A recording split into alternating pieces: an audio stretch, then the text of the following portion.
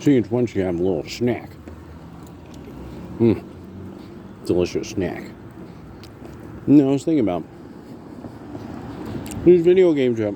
It's like, we need to take this old title and do this with it. And I'm like, but you have all of history to work with. Why don't you do the Spanish-American War setting? That's such an underestimated setting for a game.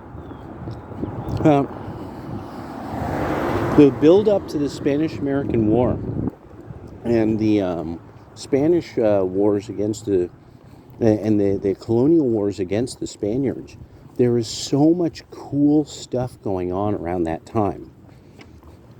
I never understood how people underestimated. Like, I just thought that at some point it would happen. But, like, this idea that you could have magical realism in Formosa, Goa, Puerto Rico, Venezuela, that period of time of the establishing of big civilized society and mass European immigration, the second rounds of that, Freemasonic culture thriving. That's one that nobody gets in the Caribbean and in the Hispanic world. Was how much, like, they call it their Royal Arch Masonry. I bet you could still even find entire traditions of irregular Royal Arch Masonry or remnants of it throughout that part of the world.